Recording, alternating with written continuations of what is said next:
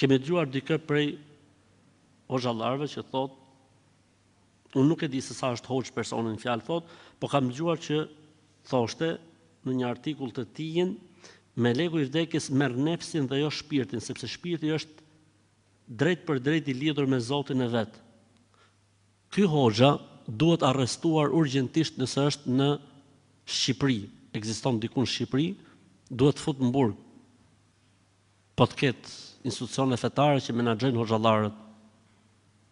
Ç'është kjo e folme, domethënë kjo pasha Zotin, këtë fjali nuk e thot asnjë fëmijë i cili është në kopësht të Islamit, jo në filloret të Islamit, apo në 9 vjeçaret të Islamit, apo në bachelorin e Islamit.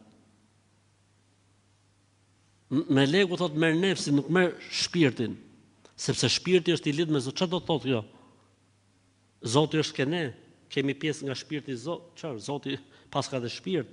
Ç'është kjo muhabet me Allah? I dërguari i Allahut sallallahu alaihi wasallam ka thënë: "Idha mata ibnu Adama", ose thot idha qubida ar-ruh tabi'ahu al-basar. Kur merret shpirti nga trupi, e ndjek shikimi. Dhe fjala nefs dhe fjala ruh janë fjalë që janë si sinonime të njëra tjetrës. Allahu yatawaffa al-anfusa hina mautiha wallati lam tamut fi manamiha. Allahu është ai i cili merr shpirtrat kur njerëzit vdesin, dhe ato që nuk vdesin në gjumë, Zoti ca i mban, ç'a mban lart? Nefsin apo shpirtin? Shpirtin. E të tjera i kthen deri në një afat të dytë, deri në një afat të tretë, kur Zoti e ka shkruajtur vdekjen njeriu.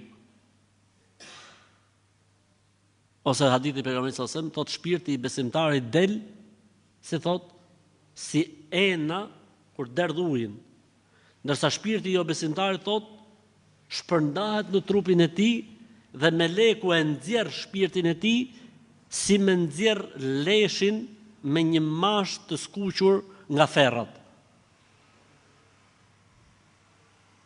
Me se njeriu kaq ignorant që më skuptu që këtu bëhet fjalë për shpirtin, ku thot Zoti en-nefs. Melekul maut, meleku i vdekjes, thot nuk merr shpirtin, po merr nefsin. Si me thonë, e përkthej me shqip, nuk merr shpirtin, po të merr frymën. I fut tap frymës. Ora hadithi i pejgamberit sallallahu alajhi wasallam që thot, kur fëmia është në barkun e nonës, i shkruhen 4 gjëra. Çfarë i shkruhet? Jeta, vdekja, si do të jetojë dhe si do të vdesë. Thot thumma yunfakhu fihi ar-ruh. Pastaj meleku i fryn shpirtin fëmijës. I fryn shpirtin. Vjen një moment që ky shpirt do të dalë. Pra nëse vdes fëmia para 4 muajsh, i falet xhenazja apo jo? Si falet? Nëse vdes mas 4 muajsh, i falet xhenazja. Barkun e nonës flas. E të tjera argumenta.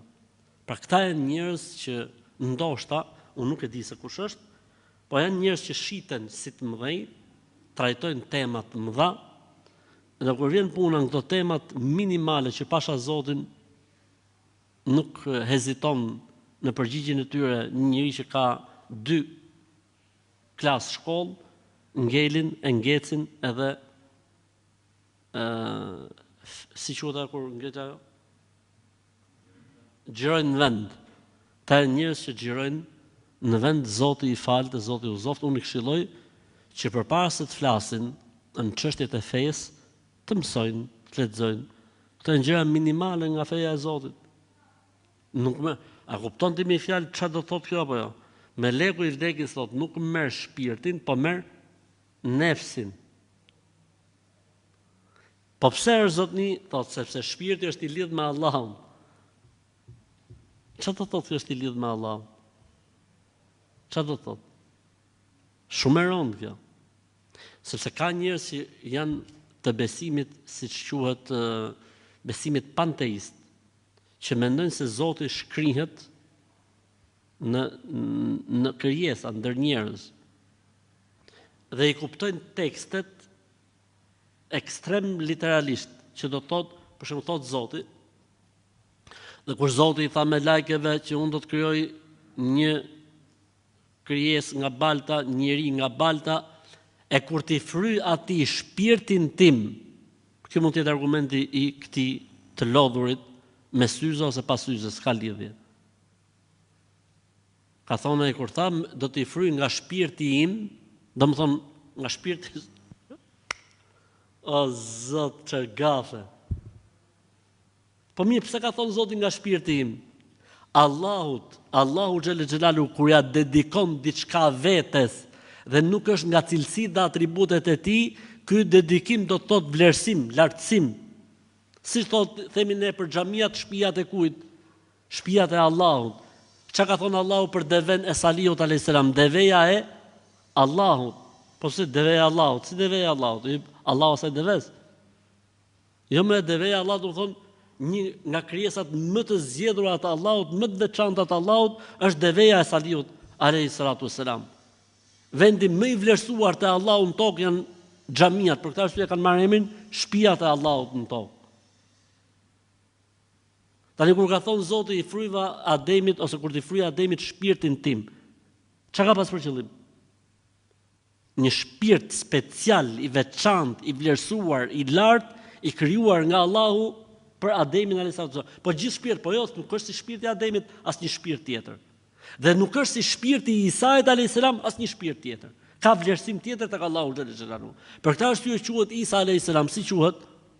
Ruhullah. Për këtë e shqip shpirti i Allahut. Po me çfarë kuptimi shpirti i Allahut? Me kuptimin një ndër shpirtat më të vlerësuar dhe më të zgjedhur të Allahut në tokë. Ky është kuptimi. Allahu ju zoft.